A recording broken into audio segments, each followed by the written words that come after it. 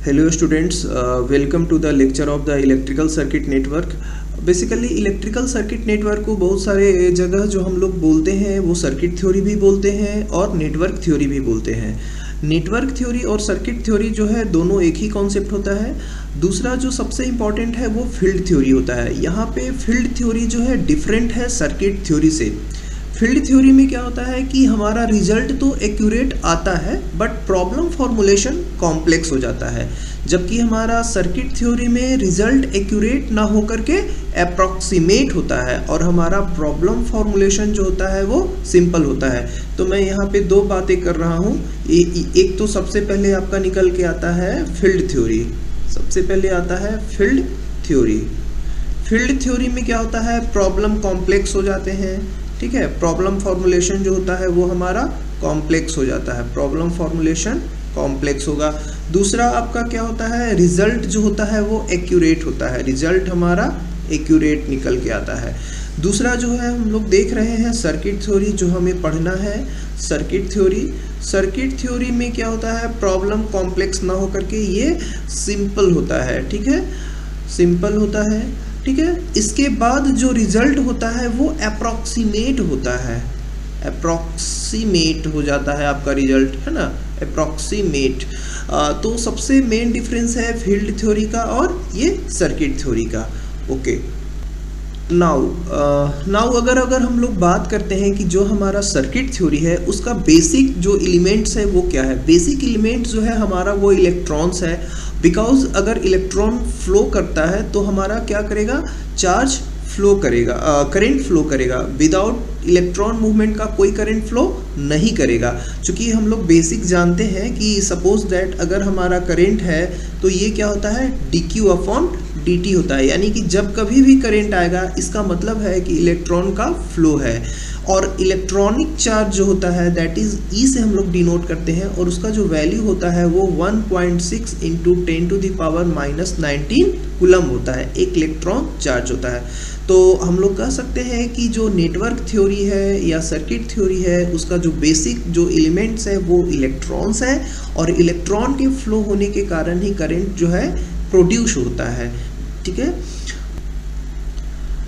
Now अगर अब हम लोग बात करते हैं कि ये जो हमारे एलिमेंट्स हैं उसको कितने पार्ट्स में डिवाइड कर सकते हैं। Suppose that types of the elements, types of the elements, types of elements, ये एलिमेंट्स हमारे कितने तरह के होते हैं, what is the types of the elements. इसको हम लोग डिवाइड कर सकते हैं एक्टिव एंड पैसिव के फॉर्म में।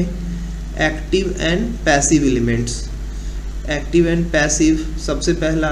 दूसरा हम लोग कह सकते हैं linear and non linear, linear and non linear में डिवाइड कर सकते हैं, लीनियर एंड नॉन लीनियर। तीसरा हम लोग कह सकते हैं time variant and invariant, time variant and invariant, time invariant, time invariant, ठीक है।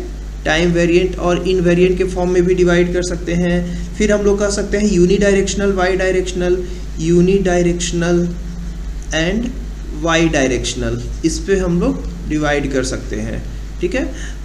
नाउ सपोज दैट अब आगे बात करते हैं कि और इसका जो हो सकता है lumped circuit and distributed circuit, lumped and distributed circuit, distributed circuit. तो बेसिकली क्या होता है कि जो हमारा एलिमेंट्स है जो हम लोग सर्किट थ्योरी देखने वाले हैं वो कितने कैटेगराइज में हम लोग डिवाइड कर रहे हैं। Active and passive elements, linear and non linear elements, time variant और time invariant elements, unidirectional and bidirectional elements and lumped and distributed elements. One by one इसे हम लोग डिफाइन करना है।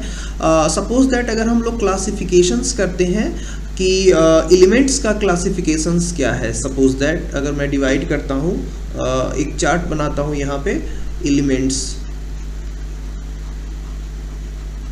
ये एलिमेंट्स है हमारा। एलिमेंट्स को अगर मैं बताता हूँ, ये हमारा एक्टिव एलिमेंट्स है, ये हमारा पैसिव एलिमेंट्स है। Suppose that this is the active elements and passive elements. अगर एक्टिव एलिमेंट्स को हम फर्दर डिवाइड करते हैं इंडिपेंडेंट सोर्स, इंडिपेंडेंट सोर्स और डिपेंडेंट सोर्स, इंडिपेंडेंट सोर्स, और दूसरा क्या करेंगे, dependent source, dependent source, independent source और डिपेंडेंट सोर्स। इधर हम लोग पैसिव एलिमेंट्स में क्या करते हैं, रेसिस्टेंस, इंडक्टेंस और कैपेसिटेंस लगाते हैं। उसके बाद जो डिपेंडेंट इंडिपेंडेंट सोर्स है, इंडिपेंडेंट सोर्स फर्दर हमारा हो सकता है वोल्टेज सोर्स हो सकता है। इंडिपेंडेंट सोर्स हो गया वो दो तरह से हो सकता है, एक तो आइडियल और प्रैक्टिकल, आइडियल सोर्स और प्रैक्टिकल सोर्स, आइडियल सोर्स और प्रैक्टिकल सोर्स। डिपेंडेंट सोर्स जो होते हैं वो चार तरह से हो सकते हैं। ये चार तरह से कौन कौन हो जाएगा, हमारा voltage dependent voltage source, voltage dependent voltage source. दूसरा हो सकता है करेंट डिपेंडेंट वोल्टेज सोर्स। तीसरा हो सकता है करेंट डिपेंडेंट करेंट सोर्स।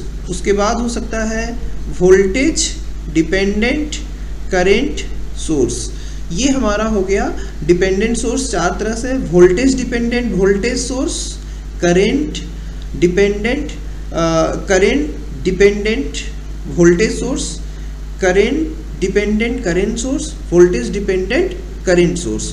उसके बाद आइडियल में हम लोग कह सकते हैं कि आइडियल या तो आइडियल भी दो तरह से हो सकता है, आइडियल हो सकता है या तो वोल्टेज हो या करेंट हो, या तो वोल्टेज होगा या करेंट होगा। प्रैक्टिकल भी दो तरह से हो सकता है, या तो वोल्टेज होगा या करेंट होगा। तो ये हमारा क्लासिफिकेशंस हो गया एलिमेंट्स का कि एलिमेंट्स एक्टिव हो सकते हैं और पैसिव एलिमेंट्स हो सकते हैं। अब सबसे पहला बात निकल के आता है कि एक्टिव एलिमेंट्स क्या है, पैसिव एलिमेंट्स क्या है। तो एक्टिव एलिमेंट्स वो एलिमेंट्स होते हैं जिनको कि एनर्जी बाहर से प्रोवाइड करने का ज़रूरत नहीं है, no need to supply the energy, no need to supply, no need to supply, no need to supply the energy from outside, no need to supply the energy from outside. जबकि passive में होता है कि there are requirement, there are requirement, there are requirement, there are requirement to supply the energy, to supply the energy, supply the energy. तो इसमें हमें energy लगाना पड़ेगा, that is the passive elements. मैं एक बार इसको बता रहा हूँ कि एलिमेंट्स को मैंने दो पार्ट में डिवाइड किया, active elements, passive element. Passive elements यहाँ रेसिस्टेंस, इंडक्टेंस, कैपेसिटेंस हो गए। एक्टिव एलिमेंट्स को फर्दर दो पार्ट में डिवाइड किया गया, इंडिपेंडेंट सोर्स, डिपेंडेंट सोर्स। उसके बाद इंडिपेंडेंट सोर्स को मैंने बोल दिया कि देखो आइडियल सोर्स हो सकता है, प्रैक्टिकल सोर्स हो सकता है। आइडियल में वोल्टेज सोर्स भी हो सकते हैं, करेंट सोर्स भी हो सकते हैं, प्रैक्टिकल में भी वोल्टेज सोर्स और करेंट सोर्स होते हैं। यहाँ पे डिपेंडेंट सोर्स में मैंने क्या किया कि voltage dependent voltage source, current dependent current source, फिर current dependent voltage source, voltage dependent current source. यानी कि डिपेंडेंट सोर्स जो है वो चार तरह से डिवाइड किए जा सकते हैं। नाउ सपोज दैट अब हम लोग बात करते हैं सर्किट थ्योरी में जो मेन कॉन्सेप्ट होता है, जो कि हम लोगों ने पढ़ा है basic electrical and electronics engineering में भी, that is the Kirchhoff's voltage law and Kirchhoff's current law. तो हम लोग सबसे पहले बात करते हैं किरचॉफ्स वोल्टेज लॉ की, KVL, popularly known as KVL।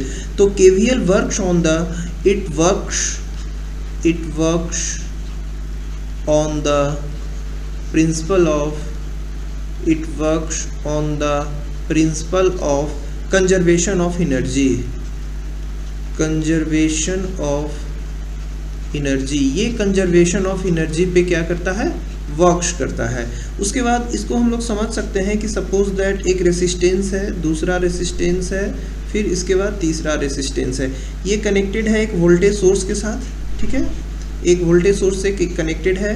Suppose that मानिए कि इसका रेसिस्टेंस R1, R2, R3 है, इसके क्रॉस वोल्टेज V1 है, इसके क्रॉस वोल्टेज V2 है, इसके क्रॉस वोल्टेज V3 है। तो KVL क्या बोलता है कि किसी भी सर्किट में total voltage sum is equal to 0। इसका मतलब है कि V इज इक्वल टू होना चाहिए V1 plus V2 plus V3। ये हमारा KVL कहता है। तो KVL सबसे पहले क्या कहता है कि KVL जो कहता है कि algebraic sum of the voltages of the voltages in a closed circuit, in a closed circuit कहिए या closed loop कहिए, is equal to zero, is equal to zero, ये equal to क्या हो जाएगा, जीरो हो जाएगा। ठीक है, दूसरा पॉइंट कहता है कि सपोज दैट केवीएल ऑल्सो कहता है कि sum of voltage, it also state that, it also states that, it also states that, ये केवीएल और क्या कहता है कि sum of voltage, sum of voltage drop, sum of voltage drop is equal to sum of voltage rise, sum of voltage rise. ठीक है, यानी जो ड्रॉप होगा वो उसके राइज के इक्वल होगा। कहने का मतलब है कि it also states that sum of voltage drop is equal to sum of voltage rise. अगर किसी में वोल्टेज ड्रॉप कर रहा है तो अगला इक्वल होगा सम ऑफ वोल्टेज राइज के। तो ये हमारा जो है केवीएल बताता है। नाउ सपोज दैट मैं मूविंग फॉरवर्ड्स एक सर्किट लेता हूँ। Suppose that this is the circuit VS1, this is the suppose that VS1 ये कनेक्टेड है R1 से, सपोज दैट ये कनेक्टेड है VS2 से, ये प्लस हो गया, ये माइनस हो गया, है ना। ये अगेन कनेक्टेड है R2 रेसिस्टेंस से, है ना, ये कनेक्टेड है R2 रेसिस्टेंस से। सपोज दैट ये प्लस है, ये माइनस है, इसके बीच का पोटेंशियल V1 है, इसके बीच का पोटेंशियल VS2 है, ये मान लो माइनस है ना। इसके बीच का पोटेंशियल प्लस माइनस मान लीजिए यहाँ पे V2 है।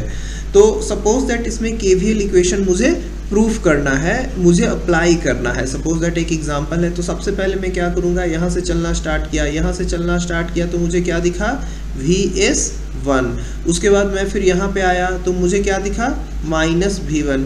फिर उसके बाद यहाँ से आने के बाद फिर मैं यहाँ पे आया तो फिर मुझे क्या दिखा, VS2। फिर उसके बाद यहाँ से आने के बाद फिर मुझे क्या दिखा, plus V2, plus V2 is equal to zero. This is all about the Kirchhoff's voltage law. मैं फिर से इसे रिपीट कर रहा हूँ कि सबसे पहले मैंने यहाँ से पाथ स्टार्ट किया, यहाँ से स्टार्ट किया तो मुझे सबसे पहले पॉजिटिव टर्मिनल दिखा, तो पॉजिटिव टर्मिनल दिखा तो मैंने क्या लिख लिया, VS1। उसके बाद यहाँ से आने के बाद फिर मैं यहाँ पे आ गया तो फिर मुझे क्या दिखा, निगेटिव पॉइंट दिखा, तो that is the minus V1। फिर यहाँ से आने के बाद this is the negative terminal, then again minus VS2। फिर यहाँ से आने के बाद फिर मुझे क्या दिख रहा है, प्लस टर्मिनल दिख रहा है, दैट इज द V2। तो उसको हम लोग कह सकते हैं VS1 minus VS2 is equal to V1 minus V2। This is the Kirchhoff's voltage law for a given circuit. Now मैं आगे सपोज दैट मूव करता हूँ, that is the Kirchhoff's current law, that is the KCL। KCL की अगर बात करता हूँ तो KCL क्या है, KCL में क्या होता है कि it works on the principle of conservation of charge, conservation of charge. It works on the principle of, it works on the principle of conservation of charge। ठीक है, ये कंजर्वेशन ऑफ चार्ज पे काम करता है, जबकि Kirchhoff's voltage law conservation of energy पे काम करता है। ठीक है, दूसरा पॉइंट कहता है कि node is a junction where two और मोर टर्मिनल्स गेट्स टुगेदर। यहाँ पे एक नोड का पॉइंट निकल के आया है कि क्या नोड है, तो basically node is a junction, node एक क्या है, जंक्शन है। Node is a junction where दो और दो से ज़्यादा, टू और मोर देन टू, टू और मोर देन टू, टू और more than two terminals, where two और मोर देन टू टर्मिनल्स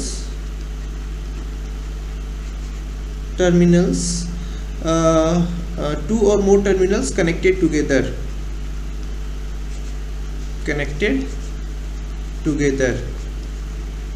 ठीक है। अब सपोज दैट इसकी बात करते हैं कि KCL कैसे काम करता है। सपोज दैट ये हमारा हो गया, एक ये हो गया, इस तरह से हो गया, ये यहाँ पे और यहाँ पे।